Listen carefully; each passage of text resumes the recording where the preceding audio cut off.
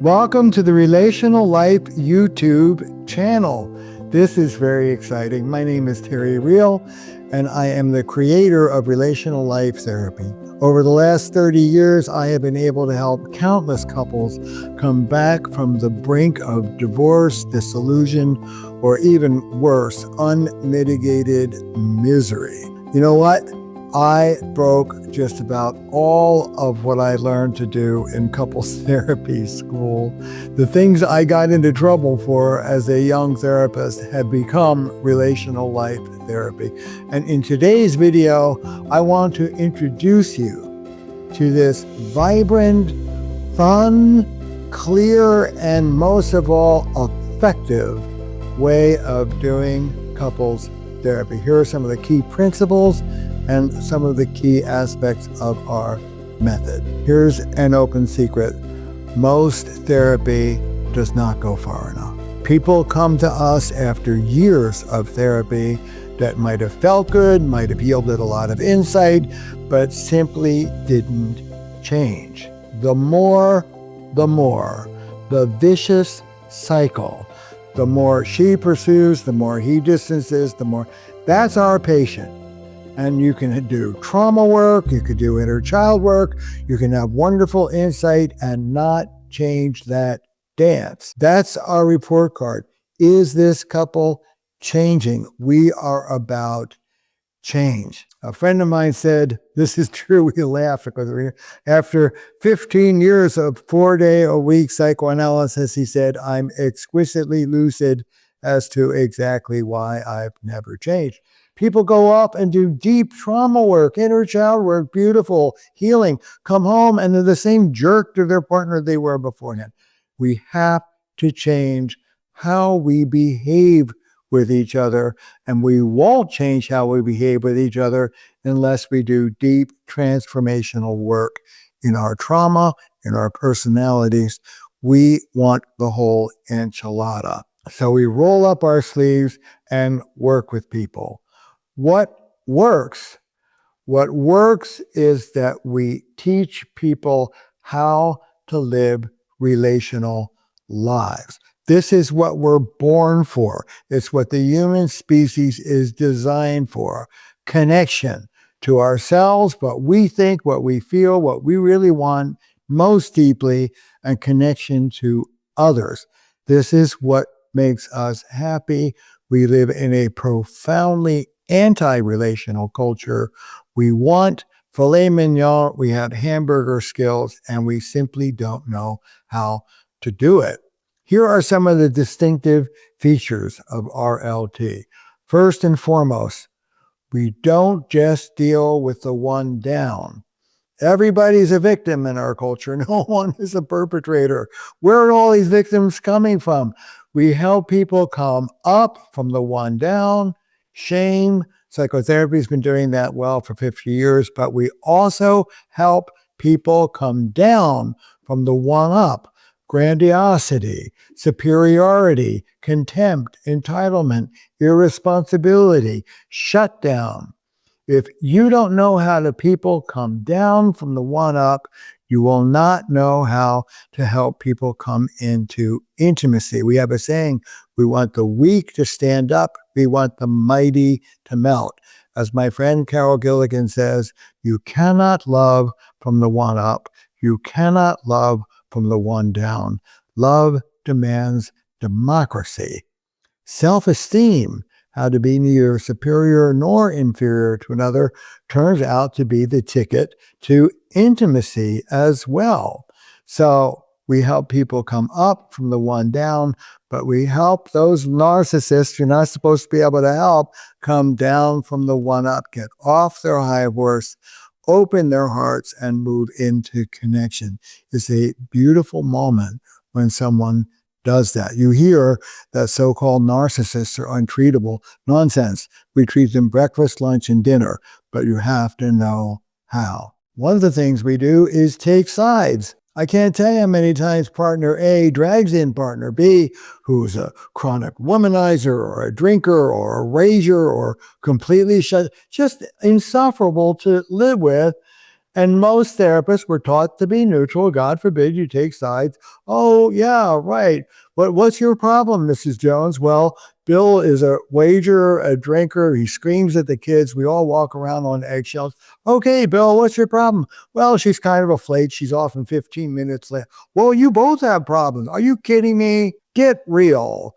We tell the truth in RLT. I want you to say in the sessions what you say at the water cooler after the session.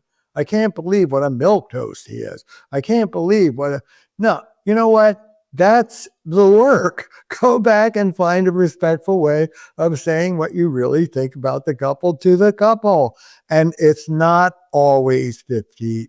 You know that. It's common sense. So when one person, usually the one-up one, is like egregiously difficult, and the other person is in the more one-down codependent enabling position, we empower the one-down one to come up and use that as leverage to help us interest the one-up one in coming down. There's a whole technology in how we do that. But throw away neutrality, dare to tell the truth and take sides. Empower the one down, bring the one up one down into connection and an open heart.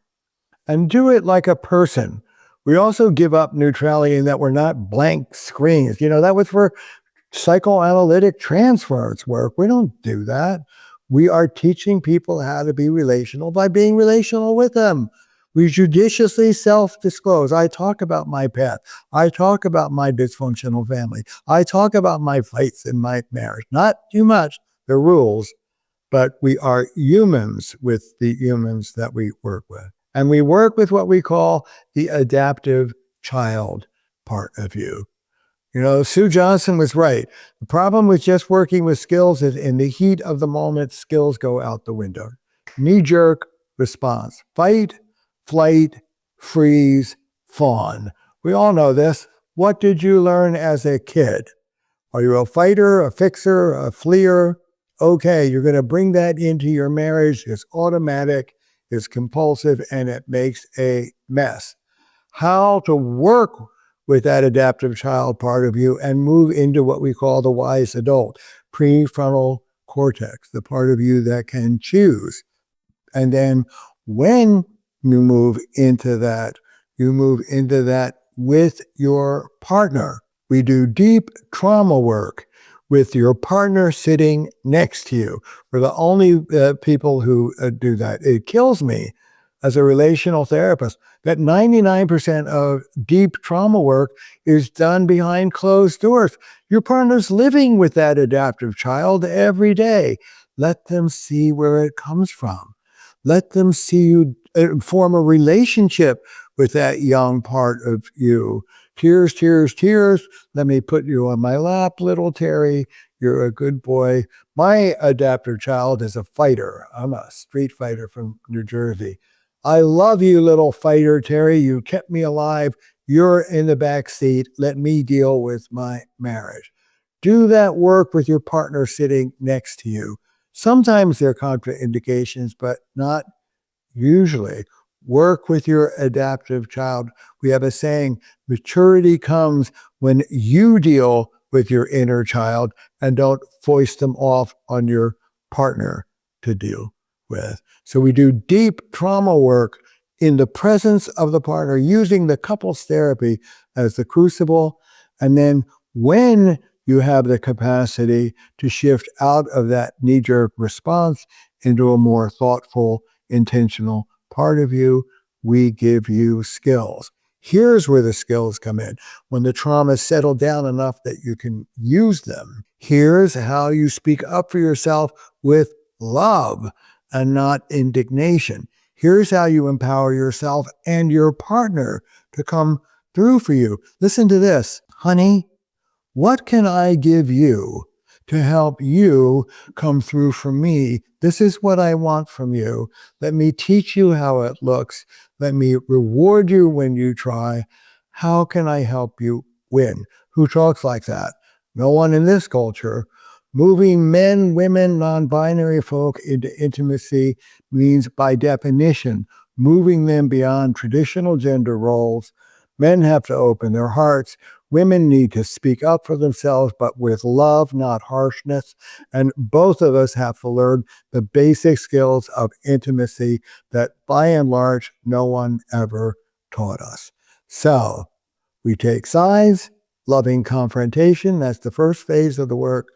Where did you learn how to do this non-helpful thing, fight, flight, or fix? Where did that come from your childhood? We do deep trauma work with your partner sitting next to you, and then we arm the wise adult with skills. Here's how you fight. Here's how you negotiate.